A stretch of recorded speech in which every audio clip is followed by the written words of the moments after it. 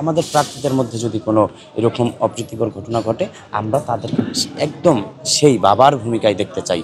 আমাদের প্যানেলটি কিন্তু একটি ইনক্লুসিভ প্যানেল। আমরা শিক্ষার্থীদের ভোটে যদি নির্বাচিত হই, অবশ্যই শিক্ষার্থীদের ম্যান্ডেট নিয়ে কাজ করবো। এখানে দলীয় কোনো প্রভাব পড়বে না। দুই ভাইয়ের মধ্যে কোনো ঝামেলা হলে সে বাবা সেখানে দুই ভাইয়ের মিট করে দেয়, দুই ভাইকে মিলিয়ে দেয়। আমাদের প্রার্থীদের মধ্যে যদি কোনো এরকম অপ্রীতিকর ঘটনা ঘটে, আমরা তাদেরকে একদম সেই বাবার ভূমিকায় দেখতে চাই। কারণ আমরা যারা বিভিন্ন প্যানেলে আছি, আমরা কিন্তু রাবিয়ান ভাই। সুতরাং এখনও পর্যন্ত পরিবেশ স্বাভাবিক, এই পরিবেশ স্বাভাবিক থাকবে আশা করছি, এবং এই পরিবেশ স্বাভাবিক নিয়েই আমরা নির্বাচনের পরবর্তী সময় একসাথে শিক্ষার্থীদের কল্যাণে কাজ করে যাব। মনোনীত হয়েছে একটি দলীয় প্যানেল থেকে, কিন্তু আমাদের প্যানেলটি কিন্তু একটি ইনক্লুসিভ প্যানেল। আমাদের প্যানেলের কিন্তু যেমন রাজনৈতিক ব্যক্তিত্ব রয়েছে, তেমন কিন্তু অরাজনৈতিক বিভিন্ন ক্ষেত্রে তাদের মেধার স্বাক্ষর রাখা ব্যক্তিত্ব রয়েছে। সানবিট সব দিবে সামাল। সানবিট ম্যাজিক প্রেস ডিশওয়াশিং এর মাথা ঘোরানো সলিউশন।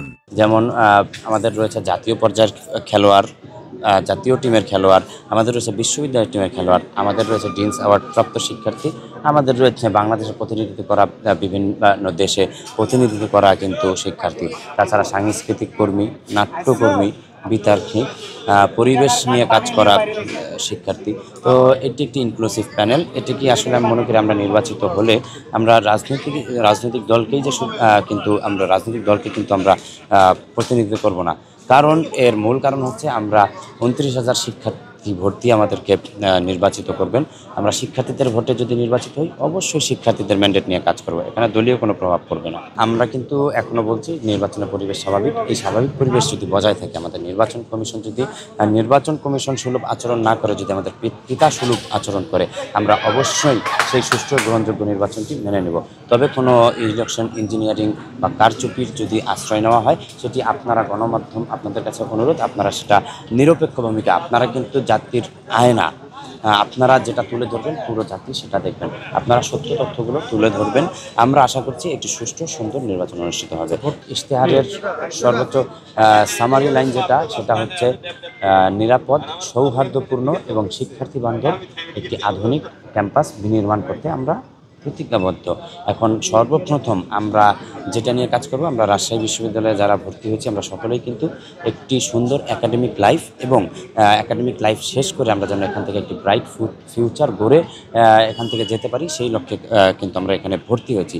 তো এই যে শিক্ষার পরিবেশ এবং ভবিষ্যতে তাদের ক্যারিয়ার গঠনের যে প্রস্তুতি, একটা প্ল্যাটফর্ম, সেটি যেন বিশ্ববিদ্যালয় থেকে নিশ্চিত হয়, সেটি নিয়ে সর্বপ্রথম কাজ। রাজনীতির সাথে জড়িত হয়ে আমি শিক্ষার্থীদের সাথে মিশেছি। আমি বারবার শিক্ষার্থীদের অধিকারের কথা বলে তৎকালীন ফ্যাসিবাদের হামলার শিকার হয়েছি। শিক্ষার্থীদের অধিকার আদায়ে রাজপথে রক্ত ঝরিয়েছি। সেই ক্ষেত্রে সেই ফ্যাসিবাদের আমল থেকে কিন্তু শিক্ষার্থীদের প্রতি আমার প্রতি শিক্ষার্থীদের একটি ভালোবাসা কাজ করে, শিক্ষার্থীদের প্রতি আমার একটি ভালোবাসা কাজ করে। তাছাড়া এই 24 পরবর্তী সময়ে শিক্ষার্থীদের কাছে আমি আমার নৈতিক চরিত্র ঠিক রেখে তাদের কল্যাণে যে কাজ করেছি, সেগুলো শিক্ষার্থীদের কাছে ভেরি অ্যাপ্রিসিয়েটেবল। সুতরাং আপনারা শিক্ষার্থীদের কাছে খোঁজ নিলে জানতে পারবেন যে আল্লাহর রহমতে তারা আমাকে পজিটিভভাবে সাড়া দিচ্ছে। আমি জয়ের ব্যাপারে আশাবাদী।